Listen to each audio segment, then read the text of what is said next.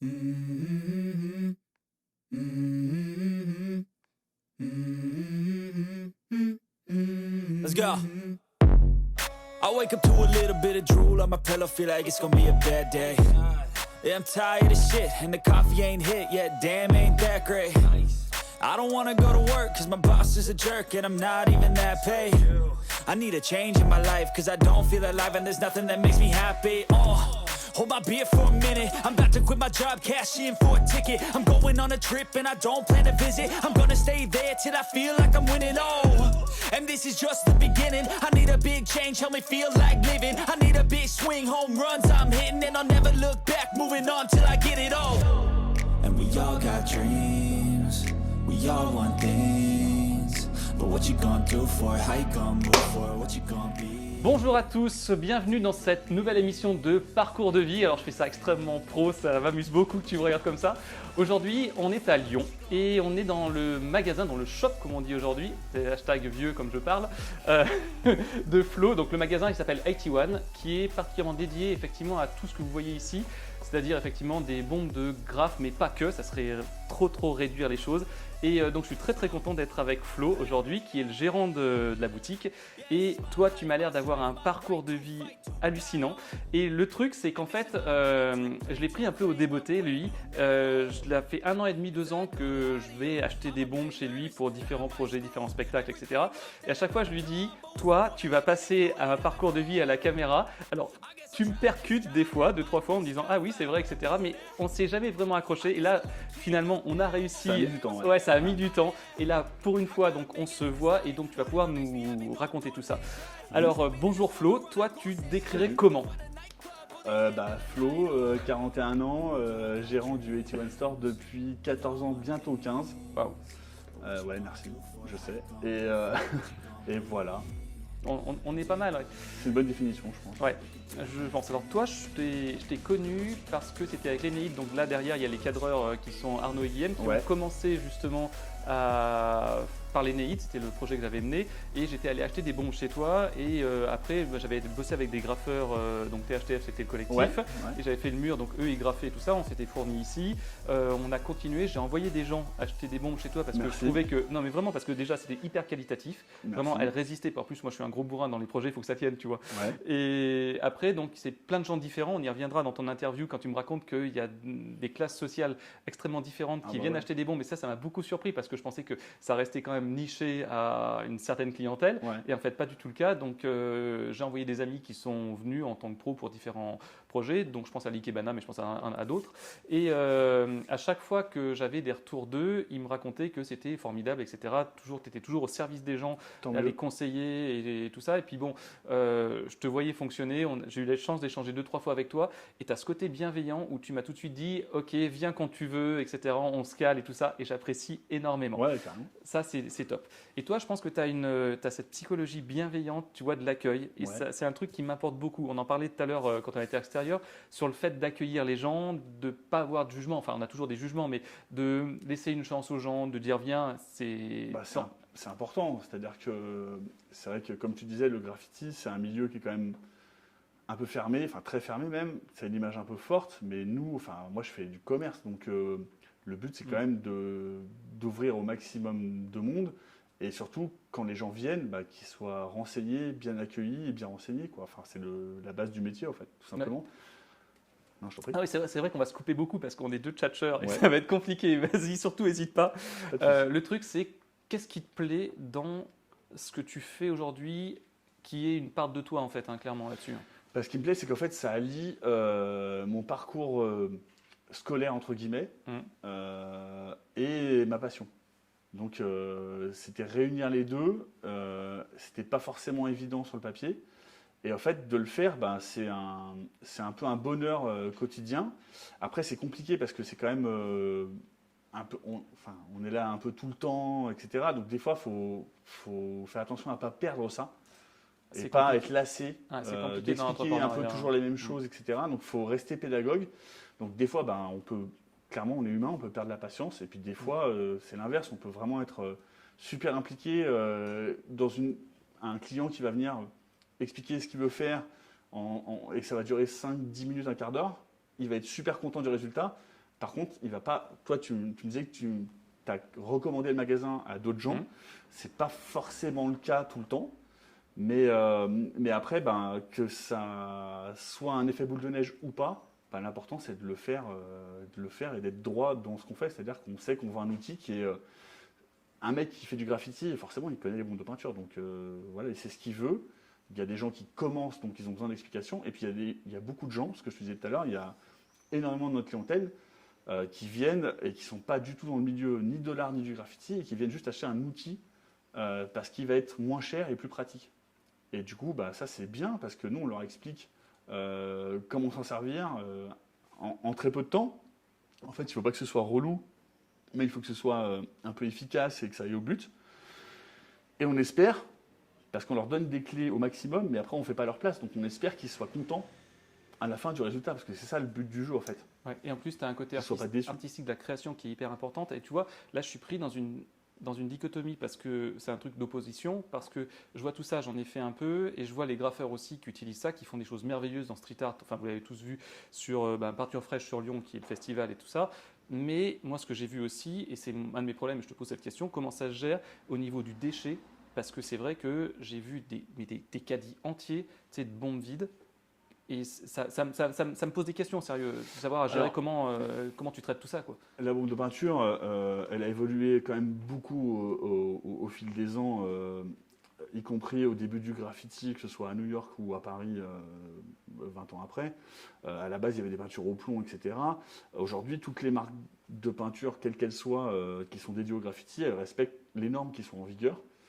Elles sont sans CFC, sans plomb, etc. Et elles sont recyclables. Mais après, je pense que c'est pas, effectivement, je pense que c'est pas idéal. Alors, je sais qu'il y a certaines boîtes qui commencent à les recycler justement, à ouais, les récupérer. C'est possible. Après, en fait, déjà, le commerce de la bombe de peinture, déjà de base, il n'existe pas au niveau du graffiti. C'est-à-dire quand les mecs commencent à peindre à Paris, ils volent leurs bombes. Ça fait un peu partie du folklore et de la culture. Et je pense que les mecs qui commençaient le graffiti à Paris ou à New York ou ailleurs, et qui sont des gamins, déjà il n'y a pas de notion d'écologie. Et en plus de ça, le recyclage, ils sont tapés, quoi. Et même moi, dans ma génération, c'est-à-dire que moi j'ai commencé à peindre en 99, c'était pas vraiment une préoccupation première. Surtout quand tu es jeune. Parce qu'en fait, non, mais sérieux, je sais que pour eux, c'est quelque chose de très loin. Mais c'est une question aujourd'hui qui se pose aussi, qui m'interpelle et je peux pas. C'est pour ça que je commence par ces questions qui est, à mon avis, une des plus problématiques. Après, nous, on essaie de faire attention à ça parce que évidemment, faut pas être teubé, ces problématiques. Elles nous touchent, elles touchent tout le monde. Elles devraient toucher tout le monde. Moi, après, si tu veux, mon sentiment profond, j'ai un rapport à l'écologie qui est un peu particulier, c'est-à-dire que je coupe le robinet quand je me brosse les dents et je fais attention de trier mes déchets. Mais après, Total, ils font des marins, ils ne payent pas leurs amendes. On est tous d'accord. Donc proportionnellement, en plus, on a une incidence qui est moindre qu'eux, effectivement. Mais heureusement. Heureusement d'ailleurs, mais effectivement, on agit un petit peu quand même. Si tu poses la question et si tu veux mon sentiment sur l'écologie, évidemment, l'écologie, je pense que n'importe quelle personne pas trop teubée, elle est dans le bon sens. Après, là où j'ai du mal, c'est qu'on incrimine les gens, alors que les gens, les entreprises, par exemple, ou les politiques, qui ont le pouvoir de vraiment mettre des choses en place pour que ça change vraiment, ils ne le font pas. Donc en fait, moi je déteste quand on fait porter la responsabilité aux gens d'en bas, alors qu'en fait c'est les gens d'en haut qui devraient décider ça et qui devraient le faire. Et d'ailleurs, c'est pareil pour le greenwashing. Quand tu vois n'importe quelle pub de McDo, de Carrefour, de ce que tu veux, c'est les mecs qui ont le plus bousillé la planète. Et là maintenant ils ont tous des logos verts, ils disent ouais, nous on recycle, on fait machin, les légumes ils sont pourris, on les met quand même. Les gars, c'est vous qui avez tout niqué, et là maintenant vous vous vantez de faire un effort. En fait, ça n'a pas de sens vraiment, quoi. Donc vraiment, j'ai un vrai problème avec ça. Ouais, donc j'ai rien contre l'écologie et ce principe parce que c'est évident. Par contre, j'ai vraiment un problème quand on incrimine les gens, alors qu'en fait, même si chaque action peut compter, il n'y a pas de problème. Mais en fait, les vraies actions qui vont compter, c'est bien au-dessus et il faut vraiment que ces gens-là le fassent. Tu as une conscience politique qui est quand même vachement développée. On en a parlé par-ci, par-là quand on s'est croisés tout à l'heure. Et c'est vrai que c'est quelque chose que j'apprécie beaucoup parce que tu te poses des questions, parce que c'est quelque chose qui te touche en fait. C'est le monde en fait. Et en plus, tu es au contact effectivement de toutes ces populations diverses qui fait que tu croises tellement de gens d'horizons différents. Et ça, c'est formidable, hein, ce que tu me disais, ton employé, c'est que tu arrives finalement à avoir quelque chose qui te permet de te faire une opinion. Un panel très large. Ouais, c'est ça. Un panel très large et c'était un peu La volonté, dès le début, quand j'ai créé le magasin, si tu regardes le logo, Mmh. c'est pas un tag qui coule, quoi. Tu vois, c'est un logo Propre. très propre et très bien fait.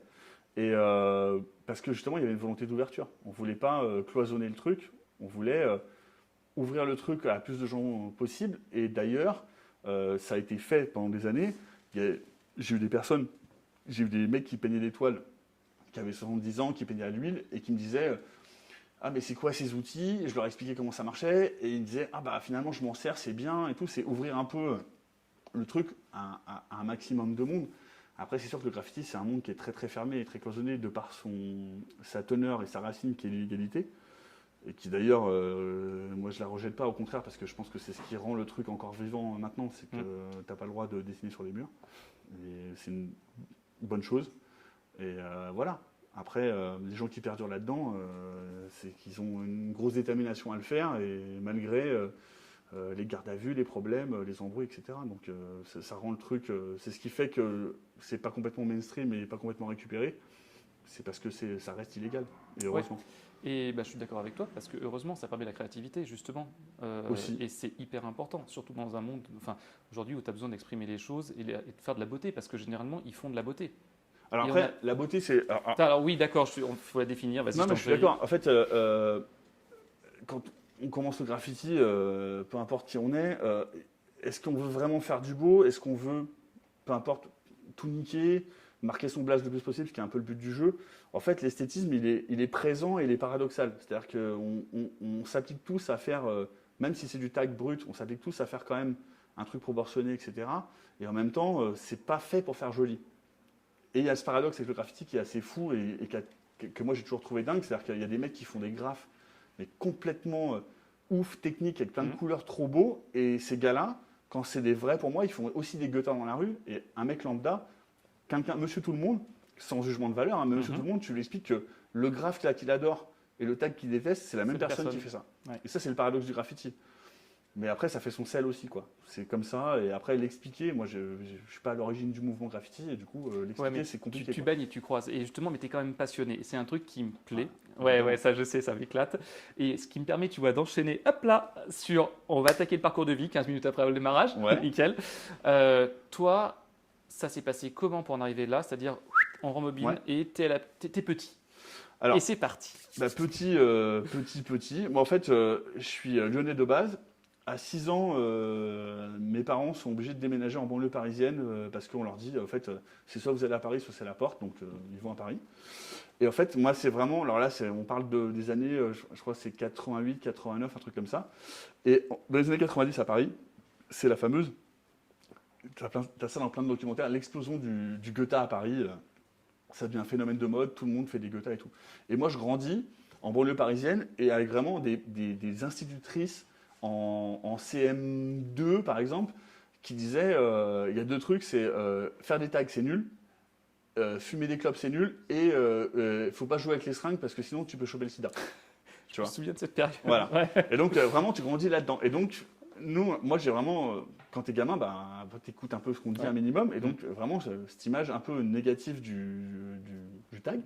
Mais par contre, assez vite, il y a un truc qui m'interpelle. C'est-à-dire que quand je fais un trajet quand je fais un trajet en métro, que je prends le RER avec ma mère pour aller rejoindre une station de métro, il y a des voies ferrées qui commencent à être remplies. Et en fait, ces flashs de couleurs, voilà, ça m'interpelle. Et je sais pas, il y a un truc, voilà, mais ça m'attire pas forcément, mais ça m'interpelle. Et en fait, un peu après, clairement, moi, franchement, c'est le rap, en fait, c'est la musique, et c'est le rap, et c'est le mouvement hip-hop, d'une manière plus générale, qui en fait, je découvre un peu ça, c'est-à-dire que ça commence un peu la radio, c'est l'époque où Skyrock était une radio de rock, mais je te parle de ça, mais vraiment en 93, 94, il commence de temps en temps à passer parce que je crois que c'est Jack Lang qui fait passer une loi où il faut des artistes français, machin. Tout à fait. Donc là, tu as MC Solar qui arrive, NTM après, etc.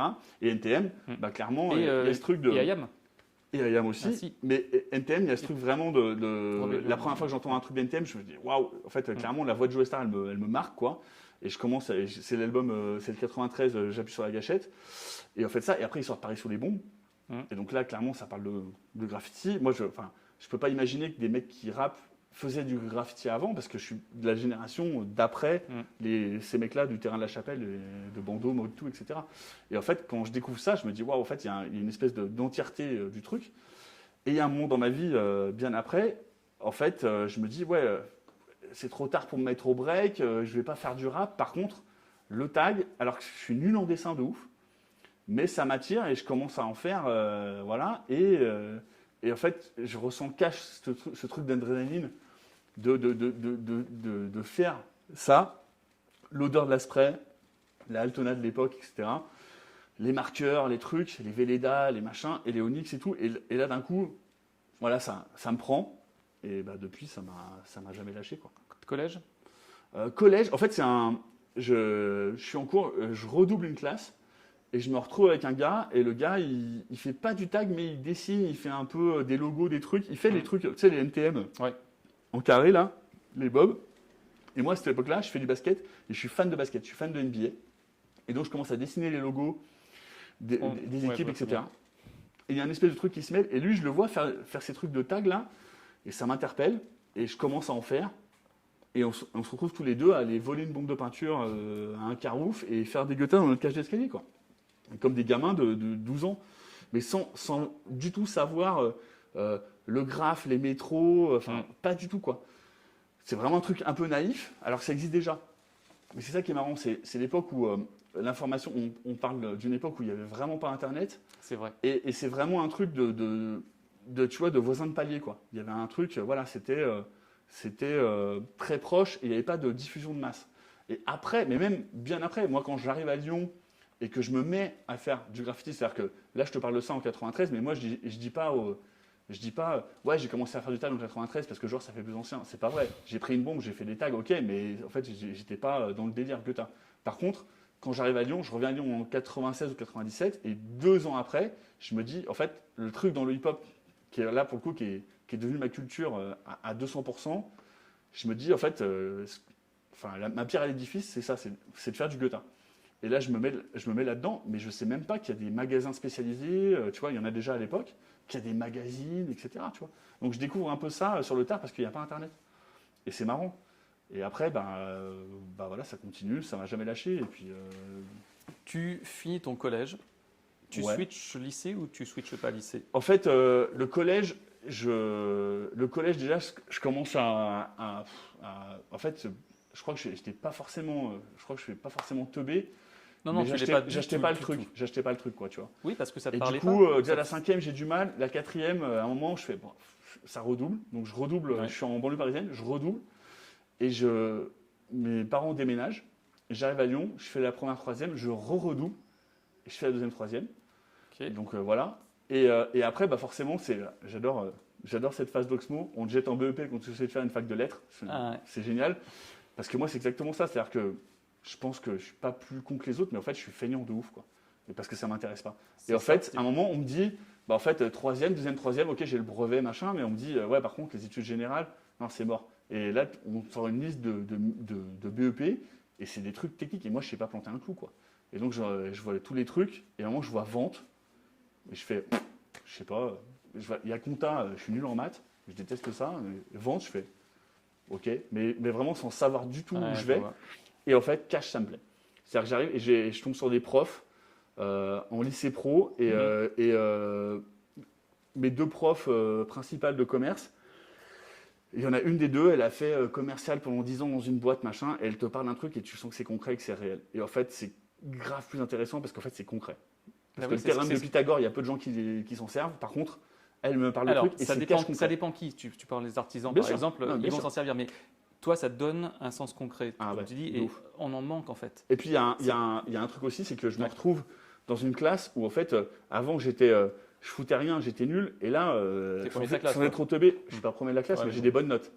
Et donc, ça, déjà, c'est gratifiant, ça change, et puis ça me plaît. Et après, il y a un truc par rapport à tout mon parcours qui est atterri au magasin, qui est capital, c'est qu'en fait, je suis en BEP et on me dit, ouais, il faut faire des stages. Et moi, je suis là, donc il faut aller dans un magasin. Et en fait, il y a un shop à Lyon qui a ouvert très peu de temps avant, qui est un des premiers shops hip-hop de Lyon, qui s'appelait MD Store. Et en fait, moi, je vais là-bas en tant que client, et en fait, je fais ma rentrée, et je me dis, en fait, si je dois faire un stage, c'est là-bas, quoi. Et j'y vais, et les mecs me prennent. en stage. Cool.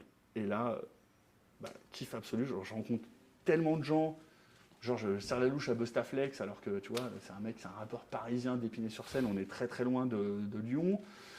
Et je croise plein de gens, des acteurs aussi lyonnais, machin, des graffeurs aussi. Et il y a vraiment un truc. Et en plus, je tombe sur des maîtres de stage qui me font faire les vrais trucs, c'est-à-dire l'encaissement, une vente de A à Z, ils me font confiance, etc. Et c'est absolument génial. Et en plus, je suis vraiment dans un milieu, dans un mouvement.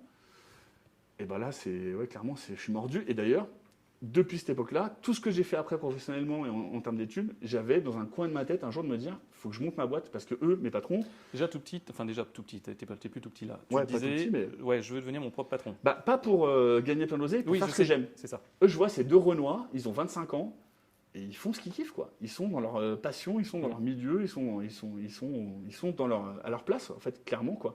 Et ça m'a inspiré de ouf. Et ça a vraiment, même si à un moment dans mon parcours pro, ça s'est un peu éloigné, c'est resté un peu dans un coin de ma tête. Et à un moment, quand il y a eu l'opportunité, j'ai foncé. Et grâce à ça, quoi, clairement. T'as quel âge là? 41. Non, avant. Là, la période où La période là. Là, 41. La période des stages, j'ai, je sais pas, 17, 18, 19, un truc comme ça. Quoi. Ok. Tu restes combien de temps là-bas? Là-bas, alors je fais 2 ans. La première année de BEP, on a des stages d'1 mois, on en a 2 dans l'année, je crois. Et après, on a tous les vendredis, on est en stage. Et moi, je voyais mes camarades de classe qui étaient là en mode, qui étaient dans un magasin de chaussures pété. Ils disaient, putain, demain c'est stage, je vais nettoyer les chiottes toute la journée. Et moi, je suis en mode, demain c'est stage, je suis en week-end, quoi. En même temps, je bosse, mais je kiffe, quoi. Je lise de sources, je croise plein de gens intéressants, c'est trop bien. Et la deuxième année, il y a des stages, pareil, d'1 mois. Non, c'est ça. La première année, il y a des stages. Et la deuxième année, c'est il y a des stages d'1 mois. Et tous les vendredis, on est en entreprise. Et moi, je kiffe de ouf. Et après, je fais un bac pro. Et en bac pro, on dit, en fait, la vente, c'est t'as soit le petit commerce, soit la grande distrib. Et on dit, voilà, t'as fait le petit commerce, il faut que tu fasses la grande distrib. Et je vais à Carrefour Vénissieux. Et là, c'est l'enfer absolu, quoi. C'est genre, je bosse et je vois en 2 mois de stage écarté, je vois tous les gens de mon rayon qui aient 50 ou 25 ans, je les vois pleurer en réserve, craquer. Oh, bichette. Et je me dis, ouais, en fait, je comprends vraiment la différence et je me dis, ouais, je veux absolument pas faire ça et faire du petit commerce, quoi.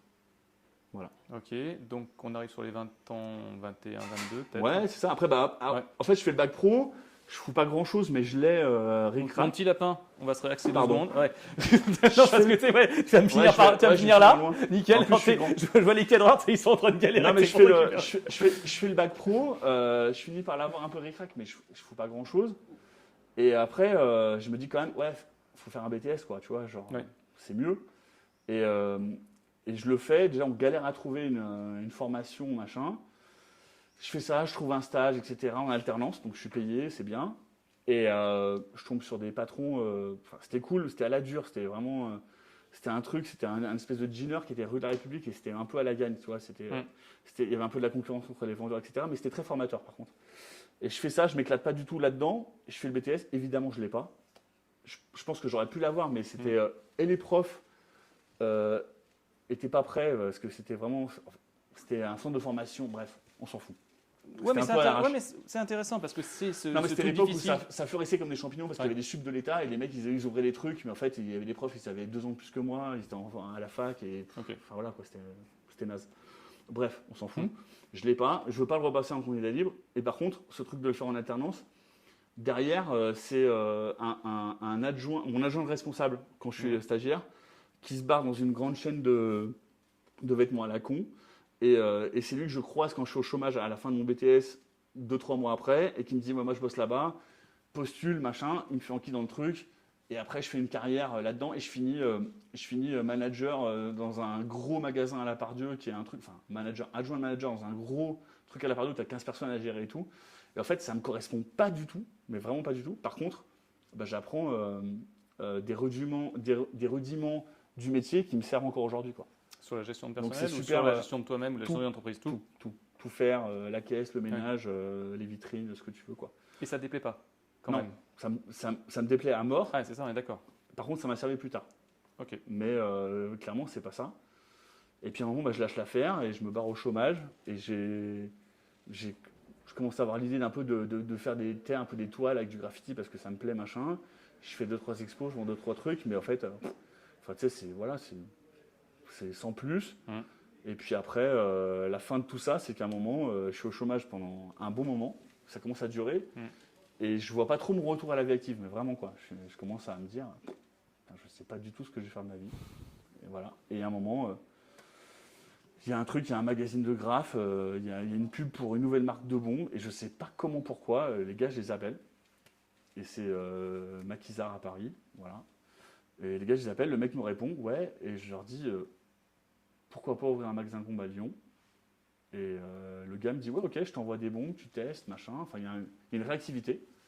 Classe. Et ça enchaîne derrière. Et en fait, ça c'est en août, et j'ai ouvert en décembre 2008. Ouais, donc ça. ça a fait. Et comment tu as réussi à. Enfin, parce que c'est quand même sacrément des démarches l'entrepreneuriat. Je veux dire, à un moment, tu passes de chômage à je construis un projet avec des finances aussi, hein, parce que c'est pas le même délire. Hein. Ouais. Vas-y, parce que pour tous ceux qui nous écoutent et qu'en plus sur des métiers comme ça où tu dis que c'est des métiers passion, comment tu montes ton truc en fait? Bah, en fait, mes études, tu vois, ces études-là qui étaient un peu reloues pour moi, t'apprends ça dans tes études.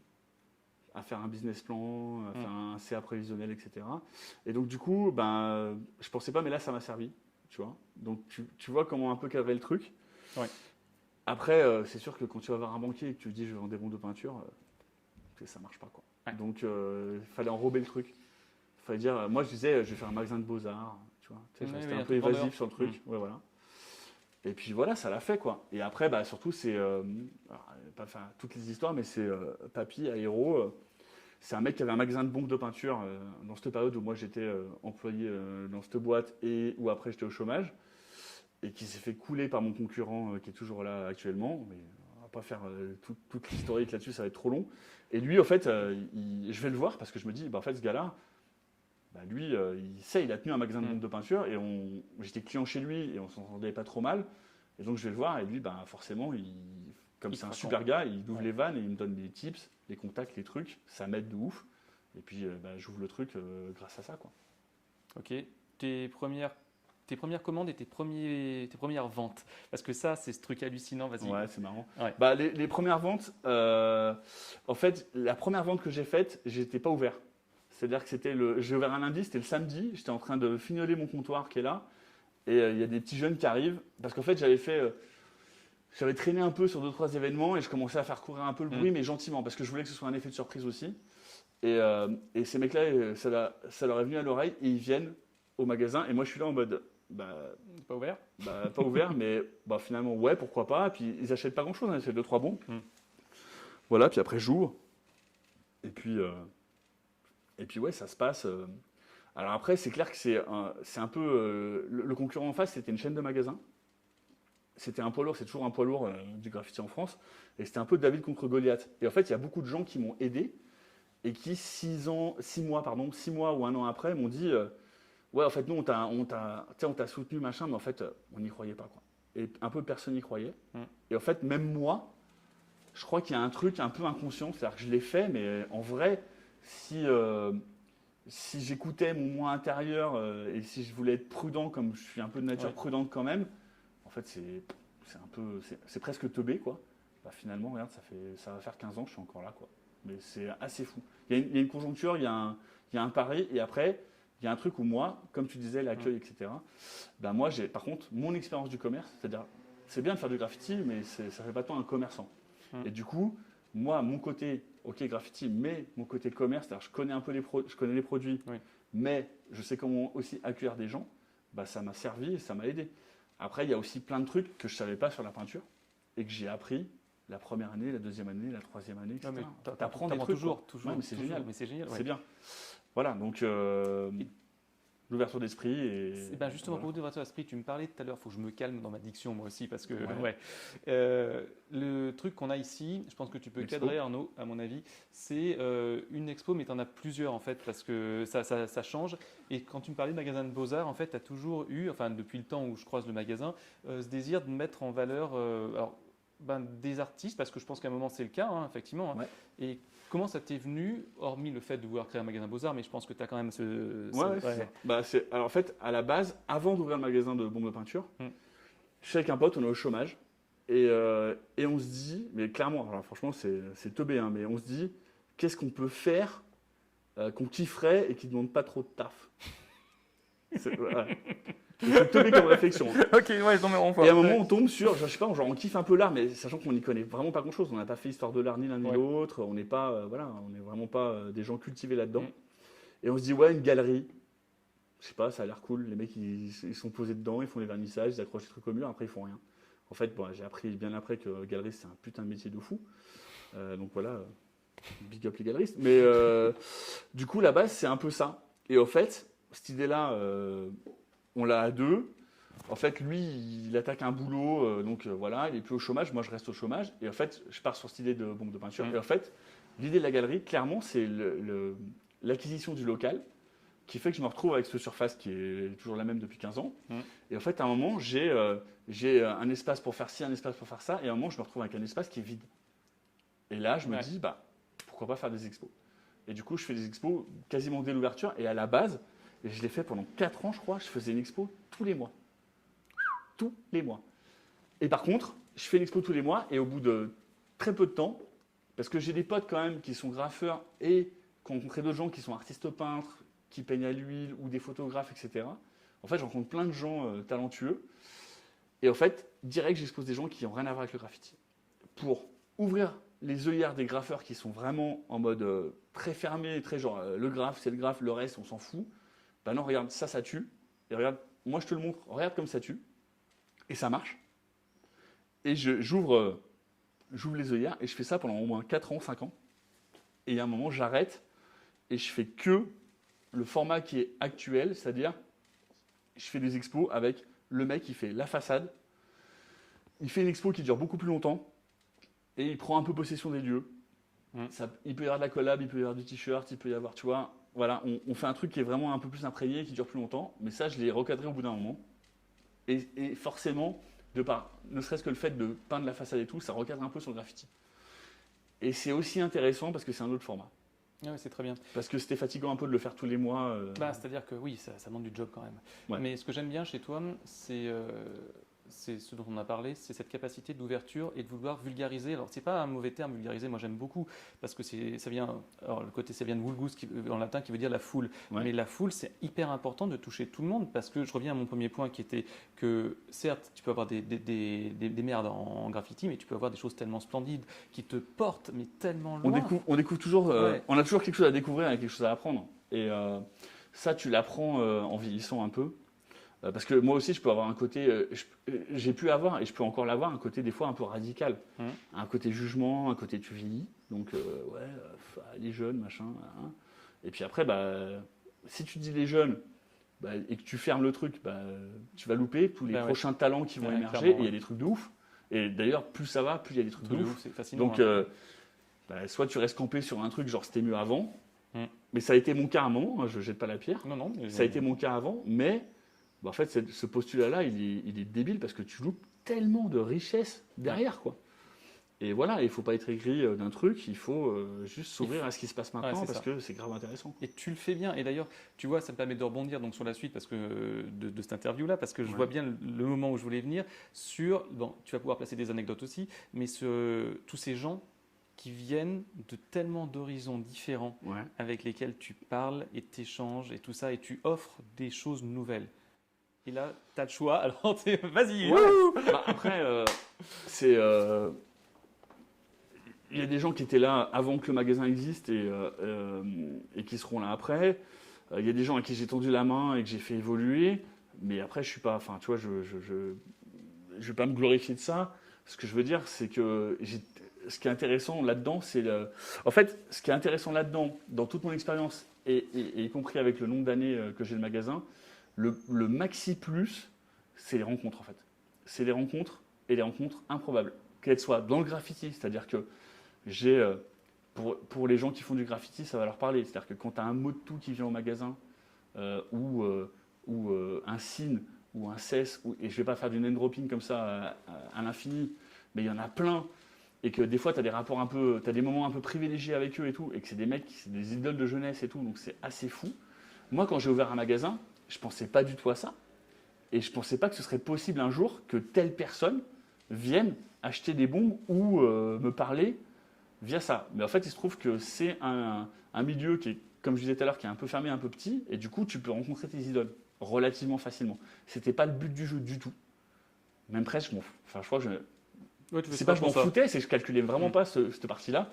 Par contre, des fois, quand ça m'est arrivé parce que je cherchais pas ça et que c'était spontané. Donc ça, c'est déjà pas mal.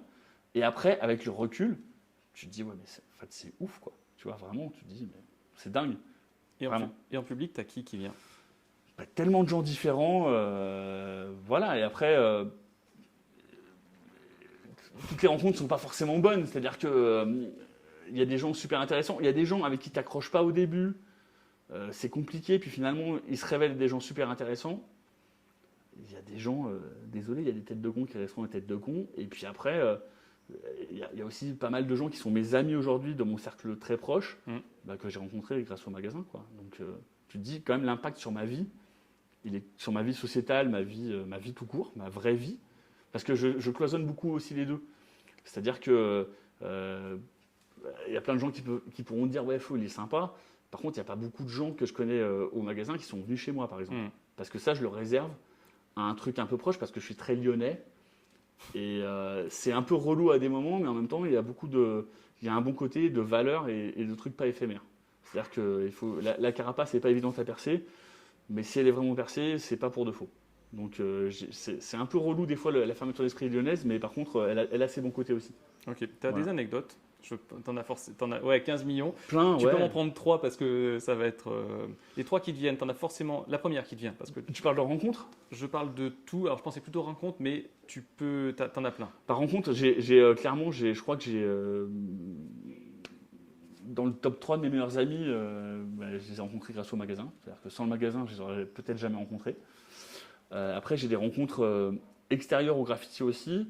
Il y en a une qui est marquante, c'est pas pour faire pareil du nom, en plus ça peut pas forcément parler à tout le monde, mais Lucho Bukowski, qui est un rappeur lyonnais, lui, de le rencontrer, de le côtoyer à plusieurs moments, etc., même si on n'est pas cul et chemise, tu vois, ça ne fait pas tous les 15 jours et tout, mais ça a toujours été ultra enrichissant et ultra bienveillant et trop cool de rencontrer ce gars-là, quoi, parce que c'est un putain de puits de science et que c'est un mec ultra productif et que voilà, c'est assez fou, quoi, en fait. Je pense que les gens, dans quelques années, ils se pencheront sur ce qu'il fait et ils se diront voilà, c'est quoi ce gars, quoi. Et moi, on se fait la bise. Je m'en fous, c'est pas parce que le mec est connu, on s'en fout, mais par contre, on s'aime vraiment bien, quoi. C'est ça qui m'intéresse. C'est le rapport humain et voilà, et sans faux semblant. Et après, attention, ça peut être biaisé aussi parce que t'as un magasin, donc du coup, tu fais un peu référence. Oui. Mais moi, je suis pas dupe de ça et les gens, d'ailleurs, qui étaient et qui sont plus connus que mon magasin dans le graffiti ou ailleurs, ben justement, ils n'ont pas ce rapport-là, quoi. Ils ont un rapport simple de ouais, le mec est cool, pas c'est un tel ou pas, c'est le mec d'81, ça fait des années qu'il est là, c'est un incontournable. Non, pas du tout, quoi. C'est vraiment les trucs simples. Et au final, la simplicité, elle gagne toujours. 15 ans après, t'en penses quoi?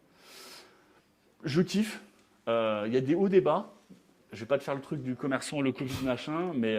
Si, on peut parce ouais, que ça a été. watch ça- show. ouais. Et puis le Covid, ok, après c'est le post-Covid, quoi. C'est vraiment, ça a tout niqué, quoi. C'est-à-dire que les comportements d'achat, les trucs, les références, les habitudes, c'est fucked up. Moi je le dis, et n'importe quel commerçant dans n'importe quel domaine te le dira. Donc c'est assez fou. Il y a des moments où ça peut être compliqué. Il y a des moments où tu reprends la gouache aussi. Ouais. C'est dur parce que c'est long. C'est clairement, je gagne pas, je veux pas, voilà, j'ai pas fait ça pour ça, mais je gagne pas ce que je devrais gagner par rapport à l'ancienneté que j'ai en tant que chef d'entreprise entre guillemets. Par contre, j'ai un employé, j'essaie de m'y tenir, j'essaie de payer tout le monde dans les temps, lui en priorité, moi aussi. En fait, on essaie de tenir la baraque. C'est maxi chaud, mais c'est maxi chaud pour beaucoup de gens. Donc voilà. Après, quand c'est un peu dur, des fois tu te dis ouais, putain, tu fais ce que t'aimes, et puis tu as encore ces rencontres-là qui sont charmées. Et c'est ça, en fait, le bonus du salaire, il est là. Ouais, c'est Il est dans l'humain, il n'est pas dans le financier. Donc c'est bien. Après, attention, je dis ça, j'ai pas d'enfant, tu vois. C'est un peu facile de dire ça quand t'as pas une bouche à nourrir. Oui, mais alors moi non plus, j'ai pas d'enfant et c'est pour ça aussi que je me surinvestis ou j'ai le choix de me surinvestir dans ce que je fais. Et je trouve que ça, par rapport à ce temps libre que je peux avoir justement parce que j'ai pas d'enfant, je trouve que ce serait dommage de ne pas en faire profiter autrui. Bien sûr. Et je pense que c'est pour ça aussi que je t'apprécie, parce que ce temps que tu as, tu le donnes aux autres. C'est-à-dire que tu les accompagnes, et c'est ce que j'ai vu en tout cas Ouais, dans ton temps. Bah, Donc merci. oui, et je sais que tu taffes énormément, c'est bon, je te vois. Alors, Déjà, je taffe énormément, c'est sûr. Il y a une présence qui est quand même assez conséquente. Après, attention, moi je dis toujours, j'ai fait des tafs de merde avant, je t'en ai parlé, et quand je commence à me plaindre, je ne suis pas à l'usine non plus, tu vois. Et ça aussi, ça fait partie du salaire. C'est-à-dire que, ok, il y a un sacerdoce, c'est-à-dire qu'il faut y être.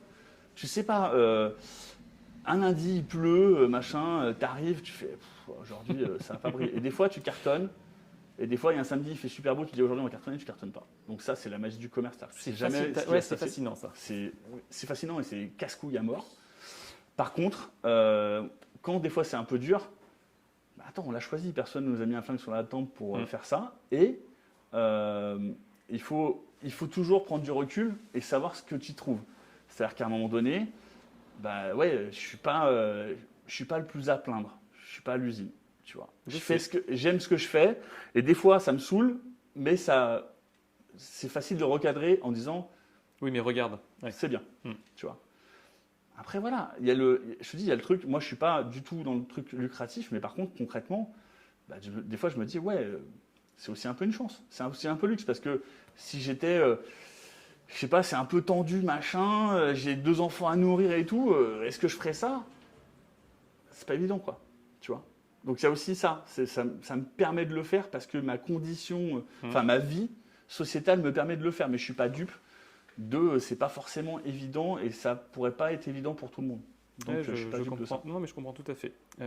Pour plus tard, quand tu seras grand, quand on sera tous grands, ouais, je sais. Un jour peut-être. Oh mon Dieu. Donc plus tard, t'envisages comment la suite, ou pour toi, ou pour le magasin, ou pour toi? Enfin, Alors, je sais pas parce que cette question, elle est intéressante parce que en fait, elle se pose clairement au bout de, je crois, 1 an ou 2 ans d'activité. Donc tu te dis, mais c'est pas forcément gagner plus d'argent ou quoi, on en a parlé, mais c'est comment tu fais évoluer le truc, quoi, tu vois. Et donc il y a plein d'idées qui te viennent. Il y en a que j'ai concrétisées, d'autres pas. Il y en a des bonnes, il y en a des moins bonnes. Et puis des fois, tu as la marge de manœuvre pour le faire. Pareil, sans avoir les contraintes familiales, une fois de plus. Et des fois, bah, le contexte financier fait que c'est maxi tendu et que tu as 0 marge de manœuvre. C'est-à-dire que tu ne peux pas lancer une idée, ou alors si tu lances une idée qui coûte un minimum, tu te dis, mais là, il faut que je sois sûr, il ne faut pas que ça plante, parce que si ça plante, ça me met dedans. Mais par contre, à l'inverse, si tu ne fais pas un truc, tu ne sais pas comment ça peut rebondir. Donc, c'est ça qui est teubé dans l'entrepreneuriat, tu vois. C'est que tu es un peu coincé entre prendre des initiatives et prendre des risques, et en même temps calculer les risques. Et c'est super dur à gérer au quotidien. Après, bah, l'avenir, là, franchement, vu le contexte actuel depuis post-Covid, après, on est en mode les gens plaquent leur taf, la guerre en Ukraine, j'en passe, c'est des meilleurs, etc. Bah, le truc, c'est tenir déjà. Tenir, c'est déjà un objectif, c'est déjà un challenge. Après, faire évoluer le truc ou faire quelque chose de différent à côté en pérennisant aussi l'autre, c'est ce que j'ai toujours voulu faire. Peut-être que ça marchera ou ça se présentera à moi, peut-être pas. Après, il y a un moment où je me disais, là j'ai 41 ans, je me disais, je vais pas me retrouver à 50 piges derrière un comptoir avant des bombes de peinture en disant yo mec, ça va et tout, tu vois. C'est un peu pathétique. Bah, c'est une vision que tu as, mais qui n'est peut-être pas celle-là, justement. Et puis tu sais pas est-ce que tu as un désir de changer, de croître? Est-ce que tu as un désir de changer d'activité? C'est des phases. Ouais, c'est des ça, phases. en fait. C'est-à-dire que des fois, tu peux te dire, attends, j'en ai marre. Et des fois, tu te dis, mais non, en fait, là, je suis bien. Et puis, je te dis, des fois, c'est même ton quotidien qui était un peu banal avant, bah, ça devient un challenge. Ouais, parce que par c'est la un conjoncture. quotidien. Ouais, c'est ça. Donc, bah, tu t'attendais pas à ça, mais en fait, le truc de tenir le pavé et d'être encore là, bah, ça te rebooste, ça te redynamise et ça te rechallenge, quoi. Donc, ça te remet la gouache et l'envie. Donc, voilà. Bah, là, tu as une passion, clairement, et en plus, tu la transmets. Qu'est-ce que tu dirais à tous ceux qui s'intéressent au graphe? Ouais. Comme, alors, conseil, ou pas conseil, ou justement anti-conseil, si tu veux, mais les trucs que tu voudrais transmettre, que ce soit aux jeunes ou aux anciens, enfin, plutôt aux jeunes, je dirais, mais... Bah, en fait, transmettre, ce que je voudrais dire aux gens qui veulent s'essayer au graphe, ça fait 1 an ou 2, on a des clients quasi toutes les semaines qui arrivent et disent « Je veux me lancer dans le graphe, j'y connais rien. » Pas de problème. On leur explique. le matériel, les rudiments, etc. Des fois, ils reviennent, les 3 quarts, ils ne reviennent pas. Ok, parce que maintenant, le street art, le truc, ça a explosé en termes de médias. Le discours, il a changé. On est passé du procès de Versailles en 2001 en mode la police a arrêté les 100 plus gros gangs de taggers sur train à Banksy fait une exploit à New York, on fait un reportage tous les jours aux 20h quoi, de TF1 en plus, tu vois. Donc voilà. Donc c'est vraiment, ça a changé parce que ça vend, parce que ça génère de l'argent, donc ça devient mainstream. Ok. Bah, c'est bien d'avoir des gens qui se lancent là-dedans parce que ça reste créatif, donc c'est intéressant. Après, le problème de ça, c'est que maintenant, c'est presque inconsommable. Il y a des gens qui font ça, tu as l'impression qu'ils peignent, ils ont l'impression que c'est légal, alors qu'en fait, pas du tout. Enfin, tu vois, ils ne sont pas au courant des risques encourus. À la limite, tant pis pour eux, tu vois. Mais ce que je veux dire, c'est que le vrai truc, c'est qu'il y a un peu un historique. Il y a un peu des gens qui en ont bavé pour que... Par exemple, moi, tu vois, moi, quand j'ai commencé le graffiti, je me disais pas, je vais ouvrir un magasin de bombes. Et pour les mecs de la génération du début 84-85, un magasin de bombes, ça n'existait pas parce qu'ils volaient leurs bombes. Donc, tu vois, déjà, moi, ce que je fais, c'est déjà, je suis conscient que c'est déjà différent de la culture de base. Ok. Bon, après, bah, écoute, mon parcours de vie a fait que c'est devenu comme ça. C'est mon gagne-pain. Je vais pas pleurer non plus parce que c'est quand même mieux ça que de visser des trucs. Mais par contre, bah voilà, ça pervertit aussi un peu la culture, tu vois. Mais en même temps, ça permet à plein de gens de vivre et à des mecs qui ont créé des marques de bombes, etc. Enfin voilà, c'est que des gens passionnés qui font ça. Même les gens qui vendent des toiles maintenant et qui font des fois des collabs, des fois un peu teubés ou machin, avec des trucs de luxe et tout. Mais bon, le gars, attends, s'il arrive et qu'il a payé son tribut au truc et qu'il a été, il a fait son dû dans la rue et que maintenant il a des enfants à nourrir et que par son art et par sa créativité, il arrive à gagner de l'oseille avec ça, bah, au lieu d'être jaloux, sois content pour lui, quoi. Tu vois. Ouais. Voilà. Simplement. Mais après, ça forcément, ce discours-là, comme maintenant, tu as des gamins qui arrivent et qui sont direct dans une démarche marketing et pas dans une démarche de faire de l'art pour faire de l'art, bah forcément, ça pervertit un peu le truc, quoi, tu vois. Et en même temps, bah ça reste vivre de sa passion. Donc, tu vois, tu peux pas freiner le truc et l'encourager d'un côté. Enfin, tu vois, c'est compliqué. Ouais, mais vraiment, c'est un peu une branlette intellectuelle, mais c'est un peu ça. Et donc, du coup, bah, le discours que j'aurais aux gens qui veulent se lancer là-dedans, c'est renseignez-vous. En plus, putain, maintenant, il y a Internet et tout. Renseignez-vous sur ce que les gens ont fait avant vous, sur quel nom a été utilisé, et pas en prendre un qui est déjà historique, tu vois, parce que c'est teubé. Et puis, maintenant, vous avez tout à portée de main, les médias, etc. Enfin, genre, tu es dans ton salon, tu te mets sur YouTube et tu peux manger du graffiti pendant 2 ans si tu veux, quoi, tu vois. Donc, renseignez-vous, intéressez-vous à ce qui s'est fait un peu, machin. C'est intéressant de casser les codes, mais pour casser les codes, il faut s'y approprier. Alors, je sais qu'il y a des collectifs qui permettent justement, dans ce cas-là, de rentrer dans un cadre, on va dire, plutôt légal, Ouais. c'est-à-dire d'essayer les bombes sur des fresques, sur des temps mis en place par la mairie, etc. Ouais. Et ça vaut le coup d'aller justement voir ces structures-là. Ça peut être bien. Ça a été des révélations pour certaines personnes. J'ai des clients à moi qui ont entre 30 et 40 ans, et ça a été une révélation pour eux. C'est-à-dire que des mecs qui n'ont jamais fait du graffiti, et d'un coup, ils se sont dit ouais, c'est chambé, il faut que je fasse ça. Et voilà, c'est des mecs qui continuent et qui exposent en plus un peu partout. Bah, tant mieux, pourquoi pas. Enfin, voilà, trop bien, quoi, tu vois. Après, c'est le graffiti, le vrai graffiti un peu pur et dur. C'est pas un loisir, c'est un mode de vie, quoi, Ouais. tu vois. Et donc, du coup, quand tu l'entreprends, il faut aussi savoir dealer avec toutes les conséquences qu'il va y avoir. C'est-à-dire les problèmes judiciaires, se retrouver dans des ronces à 3h du matin au bord d'un autoroute ou d'une voie ferrée, prendre des risques, voilà quoi. Tu vois, c'est ça le vrai truc. Ouais, mais c'est un truc viscéral d'expression. Tellement. Ouais. Bah ouais. Après, ça marche pour plein de trucs. Enfin, même Oui, pour parce que là, on est sur le graphe, mais effectivement, Mais dans le tout, milieu artistique, ça... Pour parler d'un truc qui est devenu mainstream, qui est le hip-hop, qui est ma culture, je pense que n'importe quel rappeur ricain un peu ancien, machin, tu te disais un jour tu vas être millionnaire en faisant ta musique, alors que personne ne savait ce que c'était, tu vois ce que je veux dire. Ouais. Regarde Dr. Dre, quoi, tu vois. Par exemple.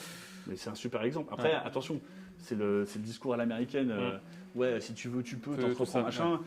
J'ai beaucoup de mal avec ça parce que il y a des tellement d'autres périodes, facteurs il y a des qui rentrent en périodes, ligne de il y a de la compte, chance, ouais. il y a du talent, il y a du travail, ça c'est sûr. Mais après, le discours de Sarkozy, travailler plus pour gagner plus, nique ta mère en fait. Ça veut rien dire. C'est-à-dire que tu peux pas, pardon, mais tu veux pas dire aux gens, ouais, si tu veux, tu peux, comme Macron dit, ouais, tu veux du taf, traverse la rue. Mais non, mec, tu peux pas dire ça à des gens, c'est pas possible, ça n'existe pas en fait, tu vois. Donc, il faut faire attention. Ce discours-là de réussite à l'américaine, il est naze. Par contre, dans le hip-hop, depuis le début, il y a beaucoup de self-made et c'est quand même chambé de voir des gens qui étaient partis pour être dans la même condition que leurs parents et qui sont devenus super. Ouais, mais tu vois, pas forcément riches parce qu'on s'en fout, mais au moins ils ont au moins, bifurqué ils ont des influencé trucs, des générations derrière, que ce soit Ouais. dans le graphe ou dans la musique, etc. C'est Mais devenu ils ont des putains de bifurqué, ça références. veut dire qu'ils n'ont pas suivi ce qui était prévu parentellement. Et Et c'est ils ont pour fait ça. leur chemin, Ouais, c'est ils ça. ont pété les portes, ils ont pété Ouais. les fenêtres, ils ont tout niqué quoi, mais ils ont fait leur truc jusqu'au bout. Et ça, ça tue. Mais moi, je te dis, quand j'ai commencé le graffiti, il y avait jamais de ma vie, je me serais dit, un jour, je vais avoir un magasin de bombes de peinture. Pas du tout. C'est mon parcours de vie via le commerce et les études, et après le pro et via le graffiti, qui a fait que j'ai allé les deux et que j'ai eu la chance d'aller les deux. Mais c'était pas du tout écrit quoi. Donc, Je te remercie. Voilà. C'était cool. Ouais, carrément. Une bonne petite interview de tout ça. Merci à toi. Mec, merci beaucoup. Je Et t'en ben, prie. on démarre donc cette saison grâce à toi, ce qui est cool. Ouais, ça marche. Et ben, je te remercie beaucoup pour tous les gens à qui tu amènes cette possibilité d'expression. Merci à toi. Merci à marche. toi Ciao. pour l'intérêt. Even if you Ciao. ain't having fun, I guess I'll try this, try that, might miss, gotta find what I'm good at. I guess I look here, look there, over where am I scared, where am I at? I gotta make it in this life, whatever makes me happy, know I'm doing things right. Sipping in the summer on a goose and Sprite, or find a nightclub for the end of the night, oh. And we all got dreams, we all want things. But what you gonna do for it, how you gonna move for it, what you gonna be? And do you believe you can do anything? But what you gonna do for it, how you gonna move for it, what you gonna be?